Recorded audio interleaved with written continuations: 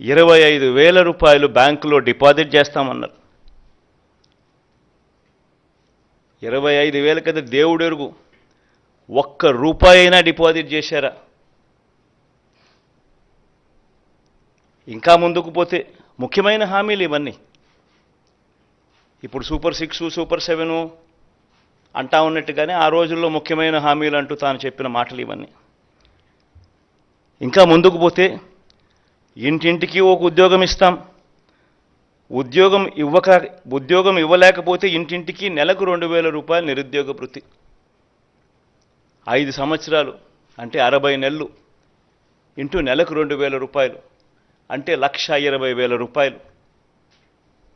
ఏ ఇంటికి ఇచ్చారు ₹1,20,000? పిల్లల జీవితాలతో ఆడుకున్నారు. అర్హులైన వారందరికీ 3 సెంట్ల స్థలం, పక్కా ఇల్లు అన్నారు, కట్టుకునేందుకు పక్కా ఇల్లు అన్నారు. 3 సెంట్ల స్థలం కదా దేవుడు ఎరుగు, కనీసం 1 సెంటు స్థలమైనా ఏ ఒక్కరికైనా ఇచ్చారా? ముఖ్యమైన హామీలు ఇవన్నీ. నేను చదివే ప్రతి అంశము కూడా ఆయన సంతకం పెట్టి 3 ఫోటోలు పెట్టి ఇంటింటికి పంపించిన ఈ పాంఫ్లెట్లో నుంచి ముఖ్యమైన హామీలు అని అంటూ వీళ్ళు రాసిన హామీలే నేను చదువుతా ఉన్నా. 10,000 కోట్లతో బీసీ సప్లాన్ అన్నారు, చేనేత పవర్ లూమ్స్ రుణాల మాఫీ అన్నారు. అయ్యాయా? ఉమెన్ ప్రొటెక్షన్ ఫోర్స్ ఏర్పాటు చేస్తామన్నారు, చేశారా? సింగపూర్కు మించి అభివృద్ధి చేస్తామన్నారు, జరిగిందా? ప్రతి నగరంలోనూ హైటెక్ సిటీ నిర్మిస్తామన్నారు, విజయవాడలో కనిపించడం లేదు. తాడేపల్లి కథ దేవుడు ఎరుగు, ప్రతి నగరం కథ, కనీసం విజయవాడలో కనిపించడం లేదు. ప్రతి నగరం అన్నారు. నేను చెప్పేది ఒకటి, ప్రజలు మిమ్మల్ని నమ్మి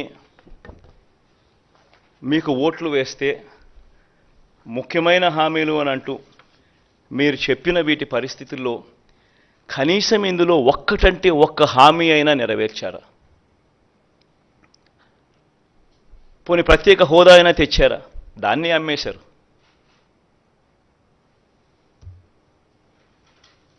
అదే నోట్తోనే ప్రత్యేక హోదా ఏమైనా సంజీవినా అని చెప్పి మళ్ళీ వెటకారం కూడా చేశారు.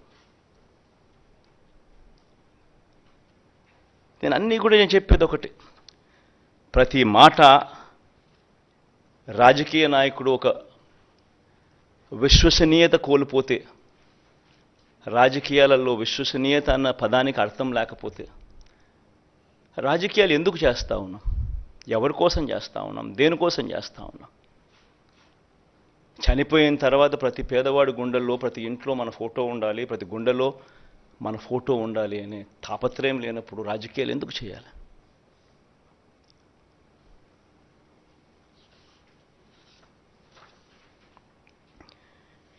₹87,612 కోట్ల రుణాలు మాఫీ చేస్తానని చెప్పిన పెద్ద మనిషి, ₹87,612 కోట్ల రుణాల కథ దేవుడు ఎరుగు,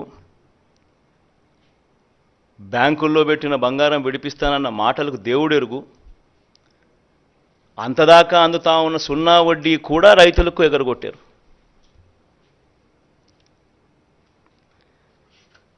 పొదుపు సంఘాల రుణాలు ₹14,205 కోట్ల మాఫీ చేస్తామన్న మాటలు, రుణాల మాఫీ కథ దేవుడు ఎరుగు. అక్టోబర్ 2016 నుంచి అప్పటిదాకా అందుతా ఉన్న సున్నా వడ్డీని సైతం రద్దు చేశారు, అది ఎగరగొట్టారు. పొదుపు సంఘాల పరిస్థితి ఏమిటి అని అంటే ఓవర్ డ్యూసు ఎన్పిఏలు 18% పైచిలకు వెళ్ళిపోయింది. ఏ గ్రేడు, బి గ్రేడ్ సంఘాలన్నీ సి గ్రేడు, డి గ్రేడ్ సంఘాలుగా మారిపోయాయి. అక్క చెల్లెమ్మలు రోడ్డు మీదకి వచ్చారు, రోడ్డున పడ్డారు. నిరుద్యోగులకు ₹2,000 నిరుద్యోగ భృతి అన్నారు, ఉద్యోగం ఇవ్వలేకపోతే. ఎవరికి ఇచ్చారు? పోనీ గవర్నమెంట్ ఉద్యోగాలు ఎన్ని ఇచ్చారు అని చూస్తే ఆ మొత్తం 2014 నుంచి 19 పీరియడ్లో ఇచ్చింది కేవలం 32,000 ఉద్యోగాలు. అదే ఈ 58 నెలల కాలంలో మనం ఇచ్చిన ఉద్యోగాలు ఏకంగా 2,31,100 ఉద్యోగాలు.